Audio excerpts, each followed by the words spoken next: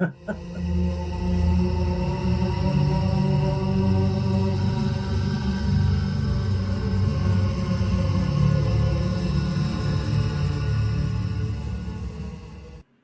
good morning, everybody, and welcome to the Crisis Victory Show. My name is Dr. Hal Bradley, and I'll be your host today. My co-host, Pete Turner, is in the background, who is guiding and assisting in the creation of the show. Good morning, Pete. Good to see you, buddy. And we have an amazing guest for you today. His name is Steve Derosier. He's up here in the Pacific Northwest, and he himself has encountered the journey of addiction, homelessness, struggling with rebuilding of life. And Steve ended up in a position of his life now where he's able to take those experiences to benefit other people that are currently going through those episodes and those segments of their life. So without further ado, I'd like to introduce Stephen to the program. Steve, welcome to the Crisis Victory Show. Good morning. Thank you for having me. I appreciate it. Good morning.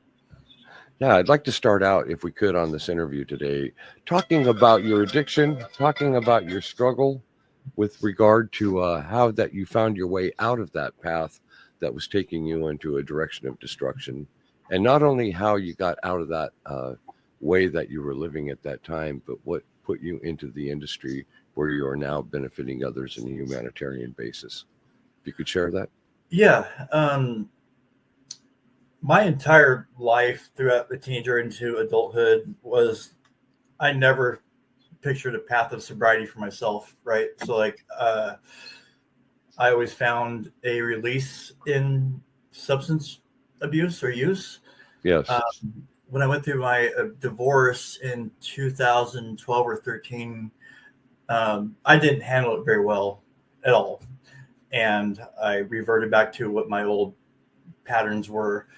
And it got really bad. It was, felonies involved. There was a lot of criminal charges involved, and just overall, homelessness and addiction. And the day I decided to get clean, it kind of brought me into this field of working with others who had gone through the same thing of addiction and homelessness and all the things that happened to us. And it's never a job I thought I'd want. It's never a job I thought existed.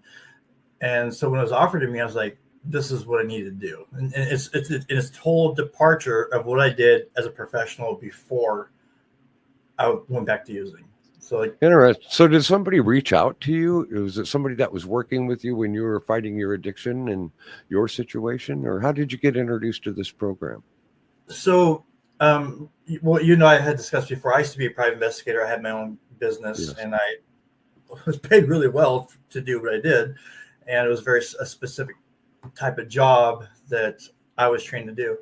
And if you know how private investigators work, if you get a felony, you cannot be a PI anymore. You cannot do a lot of things in Washington if you have a felony. So that was the situation I walked into when I got clean. And a caseworker who I met said, hey, do you want to do an internship for an IOP, an outpatient clinic for substance use disorder? I was like, yeah, that's fine. That'd be cool. Unpaid, wasn't great, but I started to show how I am as an adult, as a professional, as a person who cares about people with addictions. And I kind of propelled myself into what I do now. So it's nothing that I wanted to do. It's nothing I've been trained to do. It's just something that, like, this is what you do now, Steve. And I'm like, got it. How interesting. As you well know, Steve, I too was a private investigator. I own the company called. That's really funny. I love that about you. Yeah. And you know what? I had 2 felony convictions when I was put in to become a private investigator. I had spent 17 years undercover as a DOJ contractor operating in foreign countries. I had finally hit a point to where I needed to take a break from constantly being outside the wire, putting my life at risk daily. But I really loved the investigative lifestyle. So I approached some of the people in the agency about it. They made a call to Olympia, Washington. And within 48 hours, I got a call from Olympia, and they said, Dr. Bradley, you have a private investigator's license. I ended up opening up Surveillance Services Northwest. I ran the company for 3 years and then got into starting to do my novel writing and opening up the Crisis Victory show, and other interest came in. So I backed away from private investigations after almost 20 years of being an investigator, and got into this humanitarian thing that I see that you're doing yourself, Steve. How interesting that is to me, that two former state licensed private investigators are sitting here trying to help people in the world today. I love it. I just love it. So, the funny things that we did as PIs, especially with like the marriage thing, like we were licensed criminals, which was really fun. Well, it's amazing because I remember when Olympia told me, they said, we've never had anybody get a license that has 2 major level felony convictions. You really must know somebody up high. Yeah, if they only knew, brother. If they only knew. Absolutely.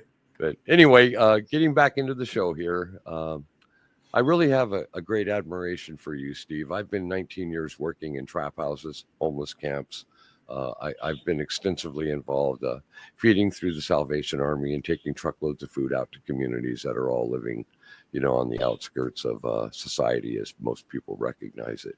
So I understand that there's also almost a PTSD factor that comes into play when people like ourselves that have gone through such intense crisis events in our life take that capability and that knowledge, and now we turn it into something very fruitful and very encouraging. And people, Steve, listen to you because it can relate to you, because you have survived specifically what they're going through at this current time in their life. Can you explain the program to us, please? So I don't necessarily have a program. I do work for South Sound Behavior Hospital down in Lacey, and we do like job management, detox, and mental health crisis stabilization. So it's a short-term thing. So it does, where I work now does not encompass everything that I believe is involved in someone reaching recovery.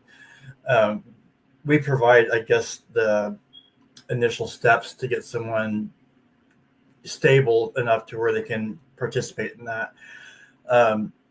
But through the things I've experienced in my life, through my addiction and my mental health disorders, or whatever you want to call them, it was homelessness. It was lack of connection, lack of feeling I'm part of the community, and so all the things that I felt I was lacking back then are things that I try to bring to the table with anybody I work with. And there's a lot of times where an individual does not meet criteria for us to help them, but me and my fellow coworkers to the same job, we want to make sure everyone is helped, no matter their insurance, no matter whether they're medically appropriate for our facility or whatever. And I've really gotten passionate about that, as far as like, we need to put this person where they need to be right now, and we can't wait. So it's really been my passion. Steve, what I've learned in the 19 years of working in those communities is we simply can't save everyone. And there has to be a certain individual motivation by the people that have hit the end of the road, so to speak, to say to themselves, now is the time that I need to come from that and to benefit my life and to develop my life in a more positive sense. So I don't know about you, but I do have struggles even to this day when there are people that I absolutely have to turn away because there are other people that are in the same critical moment of their life that I need to be focused on. And it has an impact on us because we now care for everybody. We're in that industry of caring for everybody. But most importantly is if we can't do something through the agencies that we're affiliated with or plugged into, how do you redirect the people that you seem to have a problem being able to help them? What do you do? What's your alternative? Can I cuss? I am an asshole, 100% asshole. So I encounter people who are like, I cannot go to treatment because my dog or my boyfriend or whatever. I'm like, yeah. Then you don't want to go to treatment. Let's get you out of the way. We'll talk to you later. Let's find out who is willing to go right now. Yeah. And it's got me I get that. Before, but it's also effective. Oh, I apologize. Go ahead and finish it. No, it's so I've adopted the principle of what would I wanted to hear back in my times. like, I didn't want to hear like, it's okay, Steven, like coddling me, like, it's okay. No, it's not okay. Do you want to go treatment or not? What's your barriers? And are they real barriers? Let's address those things. And me taking that kind of approach with people it's controversial to a degree, but it's also effective. Well, I understand that. I understand it completely, because we have to give them the options, the choices, that because they're still not in the right state of mind yet. They're still in the addiction process. They're still in the homeless process, struggling daily just to figure out how they're going to survive another day in their life.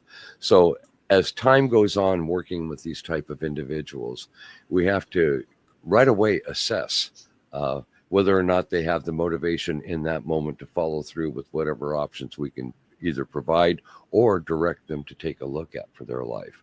So I understand that frustration, and it doesn't mean you're an asshole, Steve. It just means that it means that through your experience, brother. They don't want their feelings hurt. And I am willing to hurt someone's feelings to get the point across that, hey, man, you need help. And I know this because I need help just like you do. So that's where it comes from. And it's not a place of anger or like malice. It's, I want you to get better. And that's how I approach the people I work with. Well, and I also think too, Steve, that those of us that work in these type of industries with people that are so heavily impacted in the moment that we become introduced into their lives, we start right away filtering the ones that are of the most immediate and the most important based on what they are sharing with us and what we pick up as both being former private investigators. We take a look at things a little bit deeper than most people probably do. Both of us have survived critical crisis events, so we do have that compassion, but we also have a no-nonsense theorem when we practice what we have learned through the scales of life to try to benefit them in a stronger way. So I really get the frustration. I've been there and done that, still going through it. And and you get it and I get it, but I think a lot of people don't. When exactly. We put, as helpers, we put a lot of time and energy and a lot of our personal feelings into helping someone get better, and it doesn't benefit us at all. It has nothing to do with us. We care about them, and it's frustrating when someone is like, I don't need that help. Like, yeah, you do. And like, so what do? We can either veer off to somewhere else that's more positive, or we can just bother them to the point where they don't want to talk to us anymore. It's a hard place to be sometimes when you deal with people who are in active addiction. Well, and it depends upon the circumstances too, Steve. I can tell you, when I was an undercover operative for the Department of Justice in foreign countries, I can remember when we were doing radical takedowns and we had people face down in the dirt, cuffed behind their backs, and looking at a guy over, and looking at a guy with tears in his eyes, and I put a hand on his shoulder and I'm saying a prayer with him to calm him. And he looks at me and he just says, thank you. This is over. This is over. And I'm talking about cartel affiliated members that can never, ever break away. They have the plata or plumo lifestyle. You either get silver or you get lead. So that's to a more extreme event than what we experience here in the United States with the type of people we're working with. But the principle applies. In that moment, you see somebody reaching out. It's not the end of their life, although in that moment they feel it is the end of their life. And later down, the reward comes when you learn down the road of their recovery through an extreme crisis event and where they are today. I actually know a journalist down in Sinaloa, Mexico, that was at one time deeply involved in narcotics trafficking. I'm a former smuggler, spent a lot of years doing it, so I could relate to him real well. And I was afforded a few minutes of being able to visit with him during his takedown. And I have heard that he is now a journalist today, and I'd love to reconnect with him to get him on this show to share how he survived his critical experience, which is exactly why you're here today, Steve. You're here because you have gone through the hoops and you've gone through the trials and tribulations, but at some point, something made you to make the decision within your own self to say, enough is enough. I can tell you the exact moment where that happened at. Sure, please. So I don't know your drug history. Mine when I was younger was meth, and then I got into heroin when I relapsed because I wanted to kill myself. and I know meth can't kill you. Like you can't OD on meth, really. So I was like, heroin was my thing, because I wanted to die, but I was too scared to kill myself. But so that was my plan. And then one day I overdosed in a tent in the alleyway in Spanaway, Washington. And at that time I had my oldest son, and I was like, I don't want my son to have to say to people his dad died of a heroin overdose in a tent in an alley in Spanaway. And that was the moment I said, fuck that. Like, for anything, he needs to not be able to have to say that. And that's what drove me to get clean at that time. I love that. I love that. I do. But it wasn't about you. It was about your sibling. No, and I was on such a self-destructive path that I wanted to be. I put myself on that path on purpose. I wanted to die. I wanted to have the worst life possible. I wanted to burn my world around me. Yes. Not to my son, though. And that's what I guess pulled the trigger as far as me wanting to get my life back together. And I knew it would be hard. It would very hard. And it still is hard 10 years later, but it's nothing I regret. And I would venture to say, if I did not have my kids to encourage me, I'd be long gone. So it wasn't for me initially, but now it is. And it's also for them. Yeah, exactly. And that's the point that I was trying to make there earlier on. Sometimes what turns the corner in our life and puts us on the path that we need to be directed to is something else or someone else. In my case, I was the primary target of Operation Northern Exposure from 91 to 93. I was the Sinaloa cartel's largest trafficker of cocaine in this part of the world, moving a quarter. You sent me are fucking wild. I showed my wife and she's like, oh my God. I'm like, yeah. I grew up with people like El Chapo. I grew up around. I know. Wow. We were all kids, Steve, and we were all marijuana smugglers in those years. And then in 1979, 1980, cocaine came into play. And instead of packing carloads full of marijuana overnight, we were packing carloads and airplanes full of cocaine. And at that point, to the cartel, I became so valuable for stateside distribution that I quit the smuggling aspect of it and started the developing of markets up here, moving a quarter to a third of a ton of cocaine a month in the Pacific Northwest. What happened to me, Steve, my turning point, I want to share this with you because I know you can relate to it. Mine wasn't drug use or drug addiction. Mine was, I'd finally made everything I wanted in life. I was wealthy. I had lots of real estate. I had lots of companies. I had an amazing life going on, but I had a child crawling across the front room floor with a bottle in his mouth. And I took a look at that child and I says, I can't bring him into this world. So I jumped on a plane, flew to Culiacan, Sinaloa, Mexico, sat down with my compadres in the business that we were in and said, listen, I've made what I want to get out of this. It's time for me to depart and concentrate on something else. But I will set up whoever you want to bring up north, and I'll put them together with the organization, but I'm bowing out. And I got hugs and handshakes, and everything was wonderful. And when I arrived home, I found 350 kilos and 2 soldados sitting in my driveway waiting for me. As an underboss, the following day, I turned the load around, sent it south, and walked into the U.S. Attorney's office because I knew at this point I was going to have a bigger baseball bat than a drug cartel. And brother, there's nothing bigger than the Department of Justice. So that's what I did. That was my moment of transition. And that's a radical moment because I knew I was facing imminent death. And I wasn't concerned about that. I was worried more about the death of my family and the people that I love, because in my 15 years of being in drug cartels, actively involved, I've witnessed many, many horrific things that have happened to people and the people that are surrounded around their lives. So it wasn't a moment of anxiety that preempted me going into the Department of Justice and doing that type of work for 17 years. It was a moment of survival for those that I love for. I never expected to survive it. I mean, I've been kidnapped. I've been captured. I've been tortured. I've gone through an assassination here in 2020 where I was left for dead out back of my house.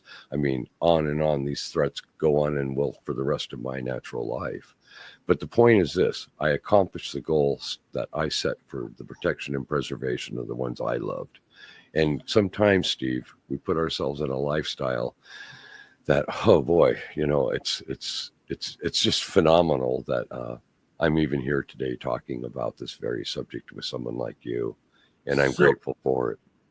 My question for you from when we first talked is, how do you walk away from that? It was hard to what I saw. You were on a much higher level of scheme of distribution than I was. I was just a lowly street user, and it was hard for me to walk away from that. And then I got no benefit from that lifestyle. I didn't have the money, I didn't have like the property and the airplanes, the cars. So it was. That's a great question. Walk away from that if I were you. I'll answer that question for you. What happened to me was October 19th, 1994. I was in a holding cell. I just got sentenced to 8 years in federal prison, transferred to a holding cell. My wife had just served me with divorce papers the day before. And I just walked into my cell, collapsed on my knees, and I just looked up to the heavens above and said, I can't take another day of this. I just can't do it. At that time, Steve, a fellow prisoner walked in on one side of me, knelt on his knees, put a hand on my shoulder, and started praying.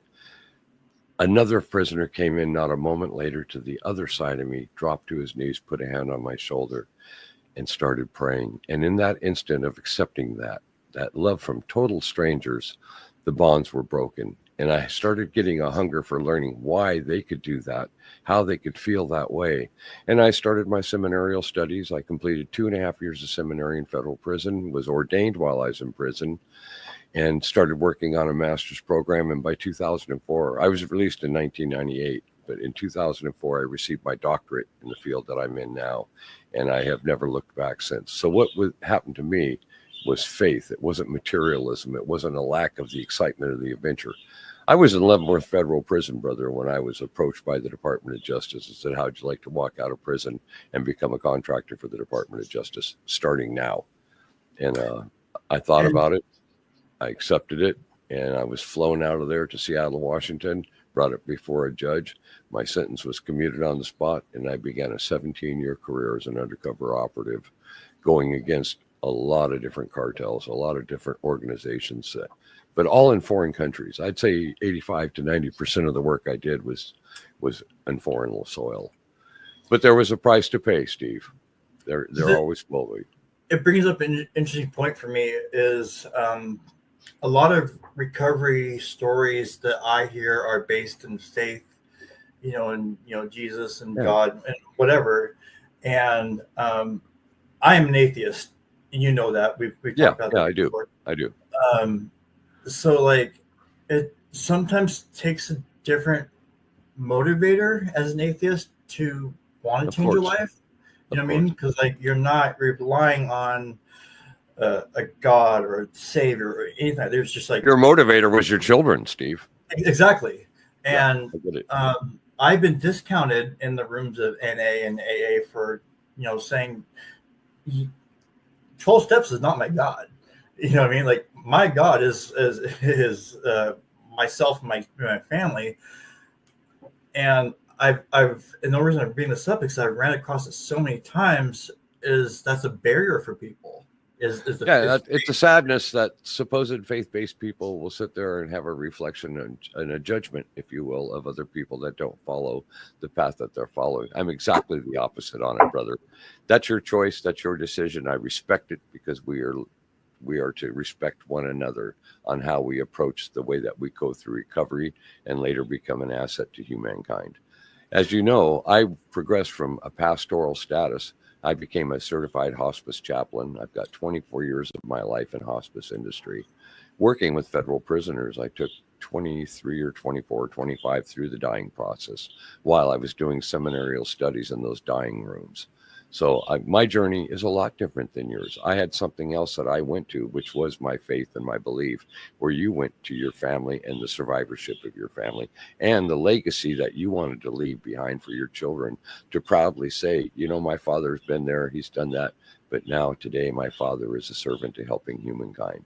So I have nothing but love and respect for you, brother.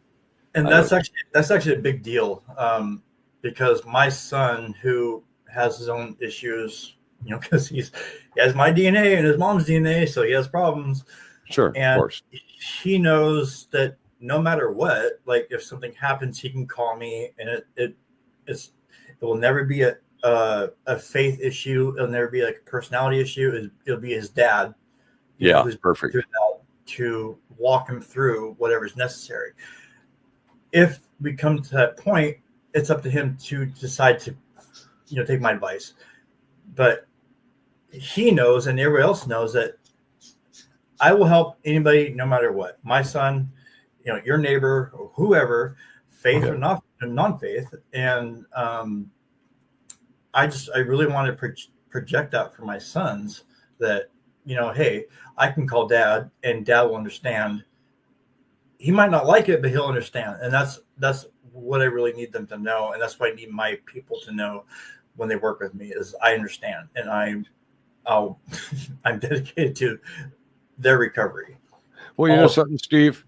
People like us also find solace, comfort, and guidance, if you will, from being with people that we bring into our lives that we can go get healing from. Because when you work in the industry that we work in, caring about people that are coming out of these events, boy, it can really wear us down. In my case, my co-producer, Pete Turner, who is also the founder of the Break It Down show, which I strongly encourage you to consider going on his show someday.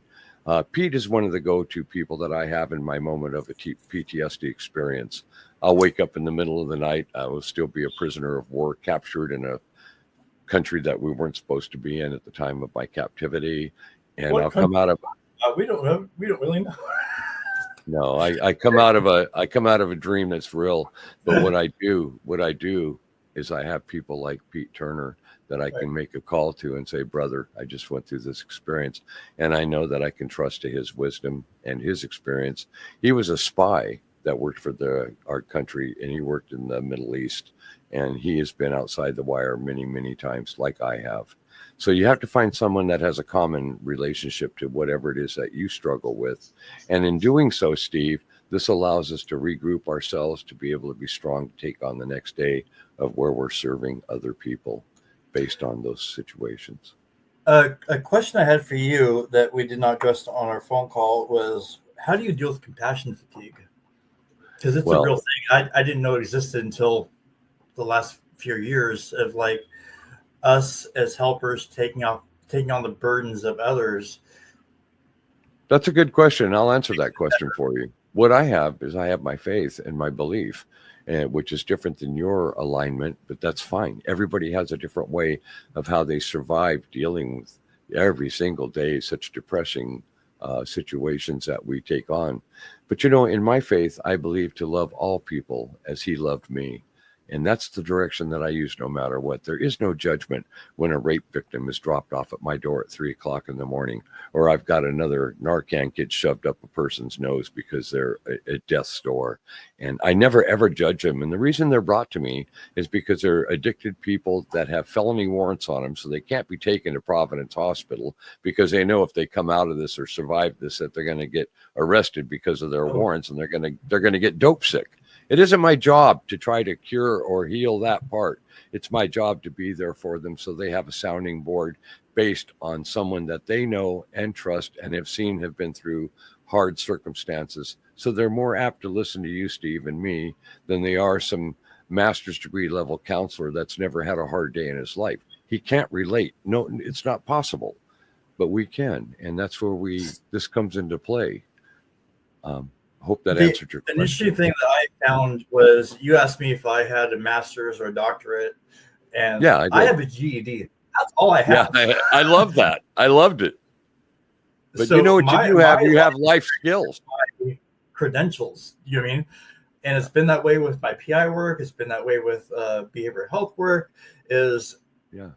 I think people like me and you who have been in that scenario where we're struggling with addiction or whatever, we understand so much more than someone who just like, yeah, I just finished 4 years of college and I'm here to help you out. Like, Yeah, that's who my are point.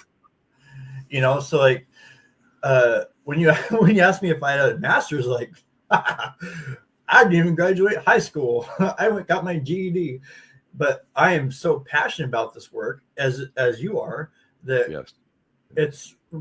We are masters. Just You have a master's of what you've survived, but more exactly. importantly is you have the ability to take that wisdom and that knowledge of a former self and be able to translate it into serving people that are currently finding themselves in a situation that you came out of. And they're more apt to listen to you, Steve, because right away, as you know as well as I do, that when people are brought to us and we sit down and we assess what their situation may or may not be in that moment, right away they get a comfort with us because they can pick up that we've been there and done that. So they're more apt to open up even further based on that establishment of trust, because we understand the current situation that they're in, and we're not judgmental. I don't judge anybody. I really don't. I don't care what the circumstance is. What I want to do is I want to hear what's going on with them and then find out if there's a resolution to get them on a path that would be better for them. That is my goal objective with this show, with all the books I've written, with everything that I do day to day in the community of the trap houses and the homeless camps that up until 2 years ago, I was very involved in all that. It's gotten too dangerous now for me to even consider going into the trap houses anymore. And besides that, Steve, you hit a burnout point when you're watching 3 young kids sharing the same needle at a kitchen table. And then you see these young girls sitting on a couch, getting up and going into a bedroom, trading their flesh for the next $20 hit. I've seen decades of that stuff. And I just got to a point where I wanted to have a resolution within myself on a better way and a stronger way to serve. And that is what my show here is. This is my alternative to what I was doing formerly as somebody deeply involved in the trap houses and the homeless camps. That brings up a whole different conversation that I'd like to maybe not go into, but maybe talk about for a second. Please do. We don't need to have kid gloves on when we deal with people in addiction. Oh, no. That makes sense. Like, we can't be, you're okay. Like, we'll do everything for you. Like, fuck that kind of, you know what I mean? Like, exactly. I know that you're fucked up because I've been fucked up. Yeah. How do we help you right now?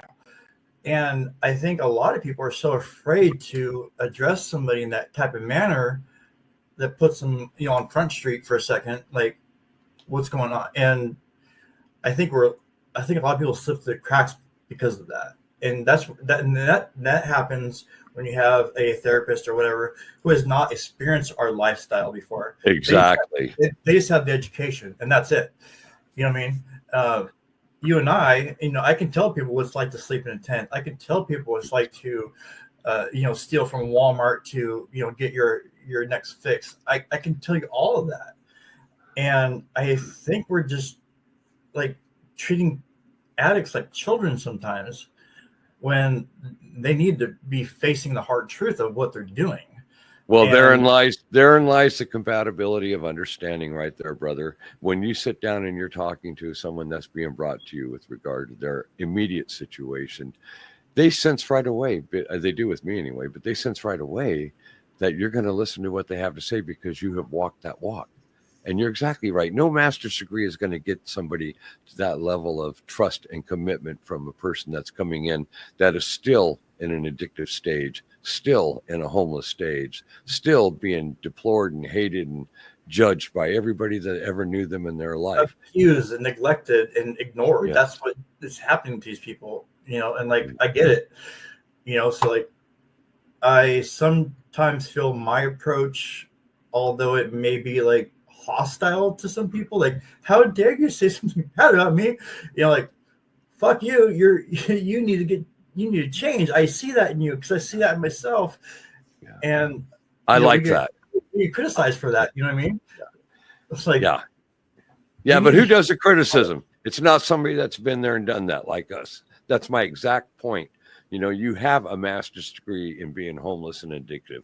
You've been through it. You survived it. And now you have clarity and you're able to reflect back. When someone comes to you, Steve, that's in that current stage, you know exactly what they're feeling. You know exactly what the progression 100%. is. They're, Absolutely. yeah. And therefore, you kind of know how to direct the conversation and head them into what they need. And they're going to trust that. They're going to trust it because they feel that from you. I remember when I first they trust it or they hate it. You know what I'm saying? Like, yeah, okay, I do. You had, I believe you, or like, you can't talk to me that way because I'm special. Like, no, you're not. Like, you are in the same situation I have been, and that's why I'm telling you what I'm telling you, how I'm telling you right now. And it's like I think the kid gloves things need to come off when we're dealing with people who want to get help. They need in certain cases, yes, I agree. But there are also cases where you have to understand the fragility in the moment of that person. That's where, brother, that's where my 13 years of college and seminary to get my doctorate come into play. There's another analytical basis that I use besides my life skills and life experiences when I approach people that are in these extreme crisis events. But that's me. Everybody has their own way of handling those kind of things.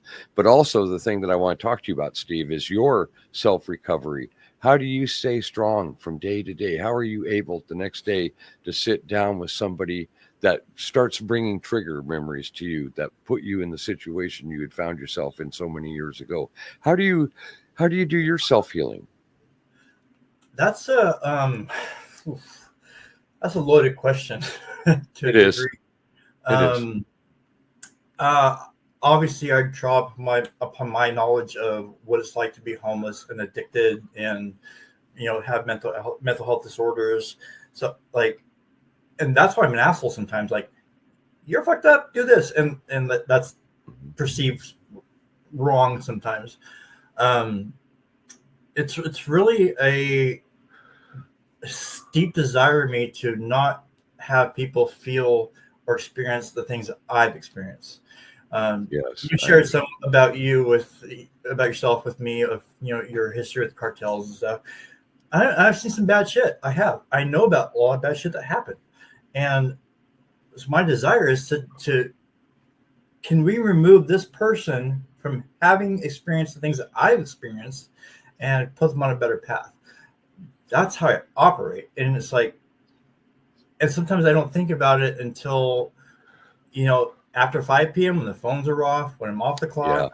Yeah. Oh, fuck. That's what I'm talking about, Steve, right there. How do you self-recover from dealing with somebody that had a similar traumatic event that they just shared with you? Because I see your compassion. I have it too, but we only have that compassion and that anger, if you will, sometimes when they are not paying attention. Yeah, when they're not paying attention to what they need to be paying attention to.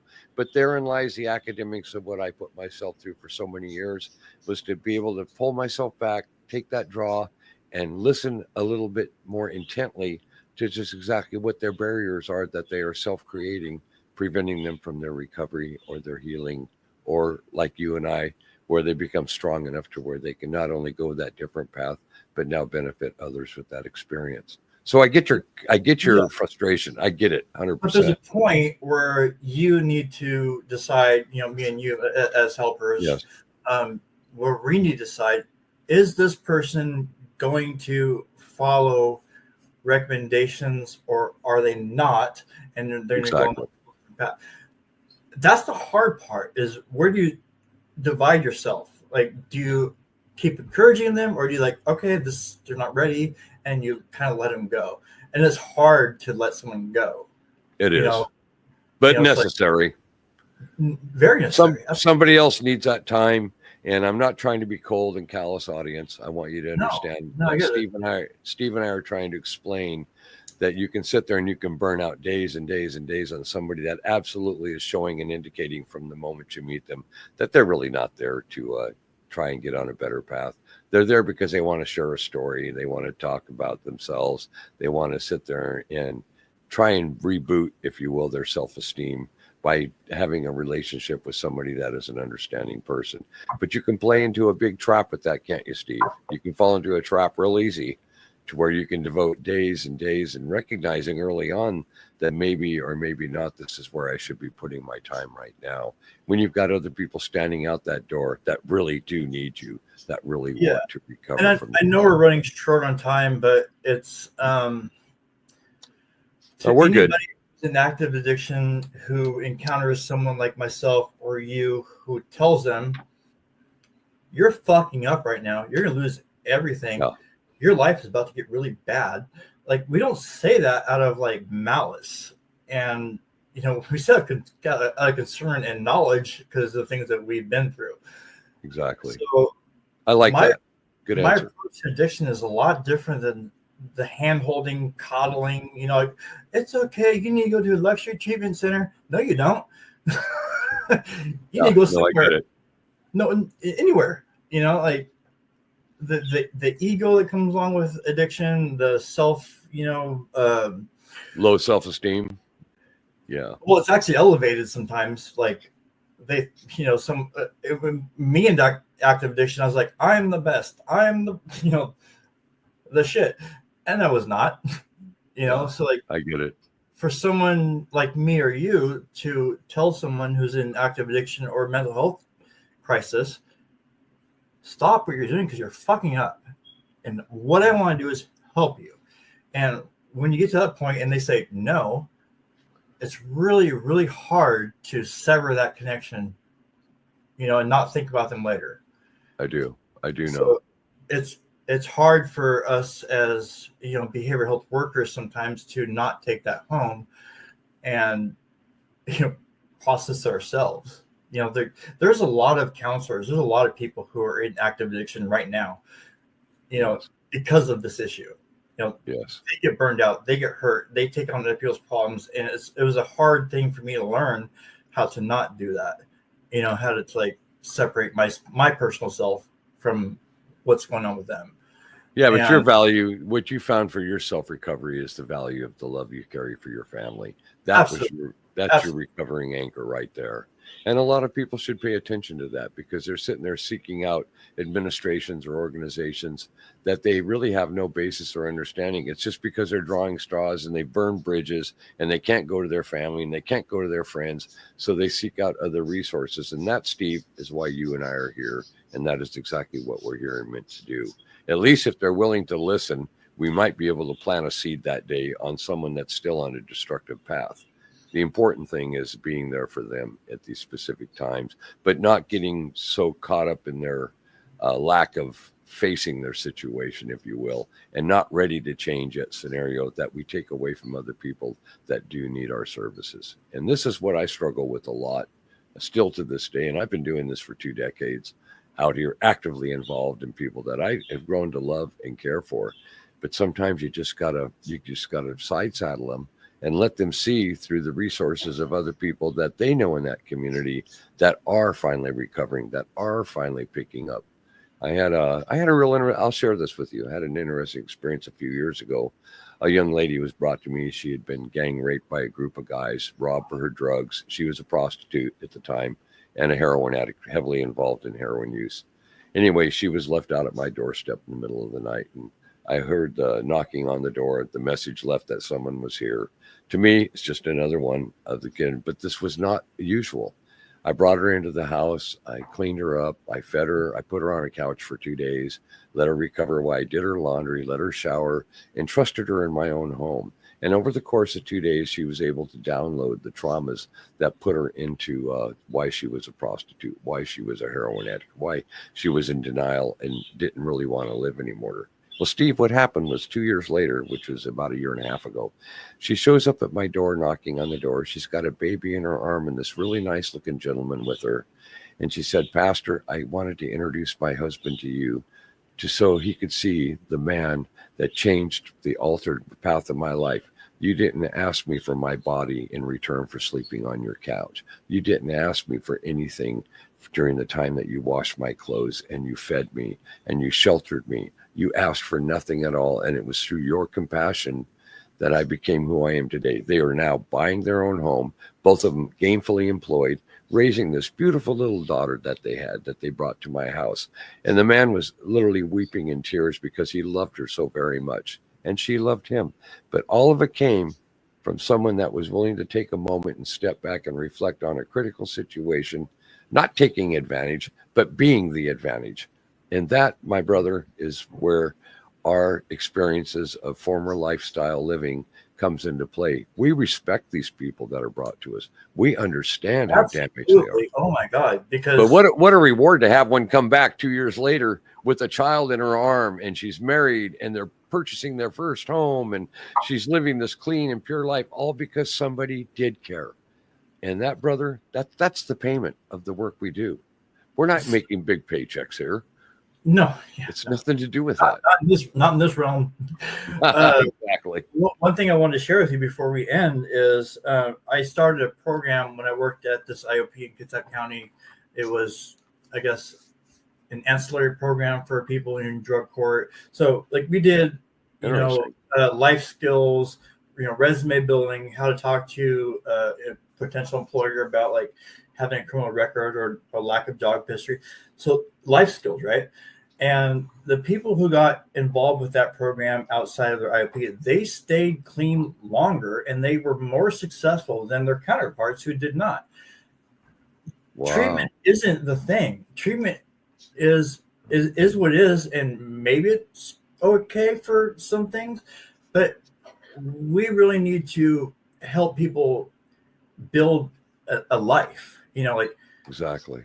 Let me do resume. Let me talk about work history. Let me talk about my, I sold drugs for my life. I work well with other people. I know how to, I know how to schedule things. Like that's their strengths, and those are things we tried to instill in people. And it's not just about you're an addict and we need to treat that. It's like, let's make your life better. Well, you know something, Steve? It sounds like you're in one hell of a program for people out there. And as we get ready to wrap up today's show, can you introduce the company that you're working with? Maybe mention a couple of the people you work with that you feel that are really stand out. I'd like to talk about who you are with them. So introduce the company that you're with. Introduce the people. I work for South Sound Behavioral Hospital down in Lacey. So we are a short-term withdrawal management and crisis stabilization program. So we get people ready to step into like an inpatient program if that's what they want to do. We stabilize. You prepare them. Exactly. And then this job, I work with a lot of people who do the same job as I do. And I'm not joking when I tell you that every one of us to do the job that I do, we are so committed to helping anybody. Even if we don't take them into our facility, we want to make sure that they're taken care of somewhere because that's what's important. What I do is it doesn't actually matter. Like my program doesn't matter. What matters is that if you call me and I cannot take you for some reason, whether it be insurance or medical or whatever, I will find somewhere for you to go. I love that. And that's what's important in our jobs as outreach people that, so what? We don't get paid for you coming to our facility because you're not medically appropriate. Let me find where you can go. And that's what we're dedicated to. And that's what I am dedicated to. So like, it's such a close-knit community that no one really knows about it either. I didn't know about this community until I joined. Can you say the name of the organization again, please? I want to make sure. South Sound Behavioral Hospital in Lacey. South Sound Behavioral Hospital in Lake City. Well, ladies and gentlemen, you've heard it. Lacey, not Lake City. Lacey. Okay. Oh, in Lacey. Excuse me. Yeah. Well, you've been able to put that out there to my audience. I appreciate you, Steve. I thank you for coming on to this show today. I think your message of clarity was very well delivered, and I do hope that people reach out in this capacity. And, it's okay that we can't save them all, but what's more important is we can care for them all. And that's what we do. So without further ado, I want to thank you again, Steve, for being on the show. God bless you. God keep you. Atheist or not, he knows you and loves you, brother. So it don't matter in all that regard. But there you go. I'm really proud of you and thank you. And you got my love and my respect. I'm here for you and your followers. If you need me to chime in anytime, I'm definitely here for you. Thank you, Steve. And thank you to all those that work with you in this industry. Okay, folks. Well, that wraps up another episode today. And I'd like to take this moment to thank each and every one of you for taking your time to catch our show. Now, if you like these shows, I would ask that you would please hit like, share, and subscribe. It's so important to us that we get these messages out, and we understand that these are graphic, almost toxic interviews. But, this is the kind of impact that we feel is needed in order to make sure that people understand the significance of the problems that we are confronted within our own country and around the globe. So I'm going to say at this time that I love you all. God bless you all. Hasta luego, y vaya con Dios, and go Victors.